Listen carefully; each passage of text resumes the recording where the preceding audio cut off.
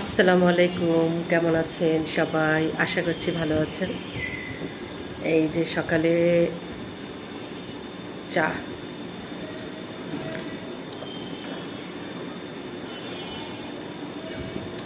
চাটা না খেলে মনে হয় যেন নাস্তা খাওয়ার পর চাটা না খেলে ভালো লাগে না, মনে হয় যেন কি যেন খাইনি। তাই এই যে চাটা খাচ্ছি এখানে।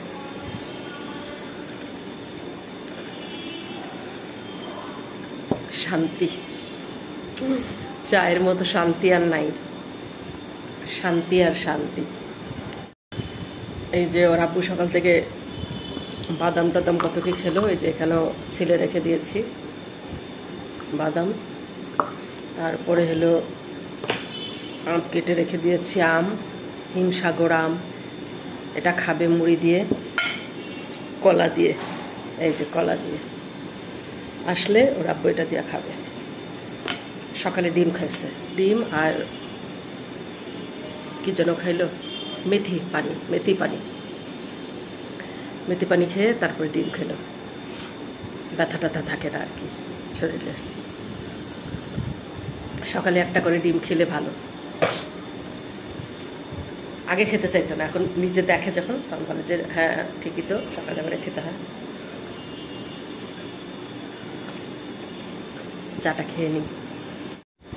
এখন সকালে বেশি হাঁটতে যাই না, মাঝে মাঝে যাই। পরশু দিন গেছি, আর আজকে না কালকে বিকালে বিকালে হাঁটতে গেছি। তো হাঁটতে যাইতো প্রতিদিন বিকালে করে। আর তখন হঠাৎ করে যখন নতুন নতুন মানে সবার সাথে মিশি না, হঠাৎ দুই একজন বা একজন বিশেষ একজনের সঙ্গে মিশি এরকম, তখন তার সাথে যখন সখ্যতা হয়ে যায়, হাঁটাহাঁটি করি, গল্প করি, তার সুখ দুঃখের গল্প বললে হবে না, প্রতিদিন যা কথাবার্তা হয় এগুলি আর কি। আছরের সময় যাই হাঁটতে, মাগরিবের আগে আগে চলে আসি। তো ওইটা নিয়ে আমি একটা কবিতা লিখেছি, মানে কথার গল্পমালার মতো। ওটা পড়ে শোনাবো আপনাদের এখন।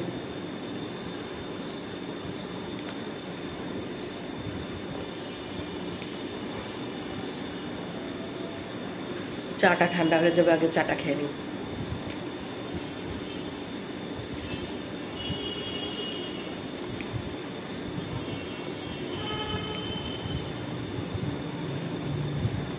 যাদের চায়ের নেশা তারা চা না খেলে তাদের ভালো লাগে না।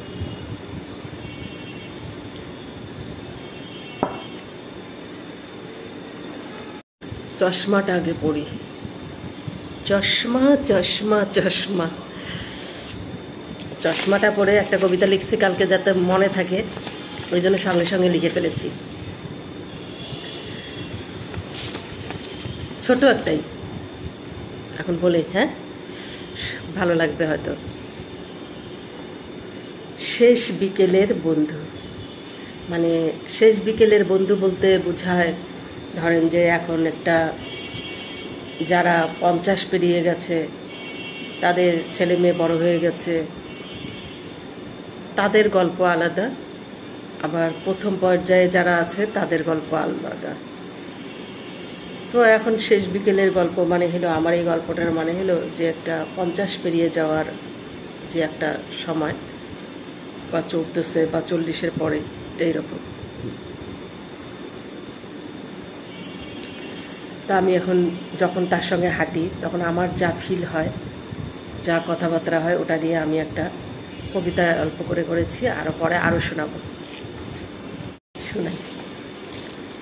শেষ বিকেলের বন্ধু মানে হঠাৎ করে পাওয়া, শেষ বিকেলের বন্ধু মানে একসাথে পথ চলা, শেষ বিকেলের বন্ধু মানে এক পা পিছে চলা, হাতটি ধরে সামনে এনে একসাথে পথ চলা, নানান কথার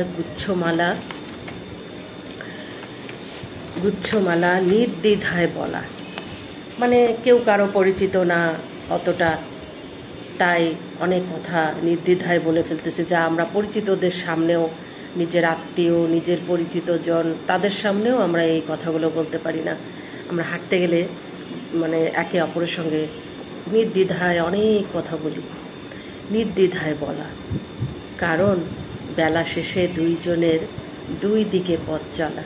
মানে যখন সন্ধ্যার আগে উনি টাটা বাই বাই করে ওনার বাসায় চলে গেল, আমি চলে আসলাম, আবার তারপরের দিনে যদি দেখা হয়, সুস্থ থাকি তো দেখা হবে, কথা বলি। এই দ্বিতীয়টা বললাম, বেলা শেষে বন্ধু মানে নেই কেন খুনসুটি। যখন ছোটোবেলার বন্ধুর সাথে কিন্তু অনেক খুনসুটি হয়, ইয়াং বয়সের বন্ধুদের সাথে হয়, স্কুলে ছেলেরা যখন পড়ে তখনও, বা পাশের ফ্ল্যাটের ভাবিদের সাথেও খুনসুটি হয়। কিন্তু এই হাঁটতে যাওয়ার দেখবেন যাদের সাথে আপনার পরিচিত হয়েছেন তাদের সাথে কিন্তু তেমন কোনো খুনসুটি নেই। সেও বলছে, আপনিও বলছেন। বেলা শেষে বন্ধু মানে নেই কোনো খুনসুটি, কথায় কথায় মিলে গেলে হয় বড় জুটি। তার কথার সঙ্গে আমার কথা মিলে গেলে দারুণ একটা জুটি হয়ে যায়। আজ আমি মাছ রেঁধেছি, মাছ রেঁধেছি, কী রেঁধেছ তুমি? তখন বলে যে আজকে কি রান্না করেছেন? আমি তো এটা রান্না করেছি। এই গল্পের শুরু।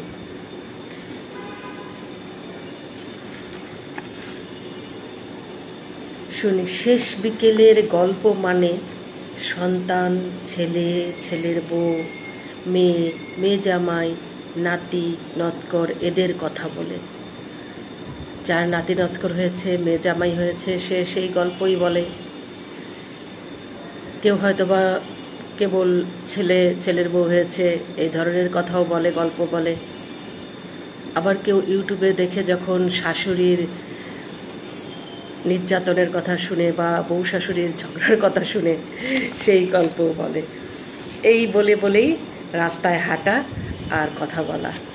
তাই তো নাতি নৎকর এদের কথা বলে তৃপ্তির ঢোক গিলি। যারা সাকসেসফুল, যারা সন্তানদেরকে নাতিপুতি হয়ে গেছে, তারা বলে আমার এই নাতি, এই কয়টা নাতি, এই আমার ছেলে, আমার বউ, আমার মেয়ে, আমার মেয়ের জামাই, এগুলি গল্প শুনতে ভালোই লাগে। তৃপ্তির ঢোক গেলে। শেষ বিকেলের গল্প মানে যার সঙ্গে হাতে হাত রেখে চলার কথা তাকে হারিয়ে ফেলা। একসময় একজন বলে ওঠে যে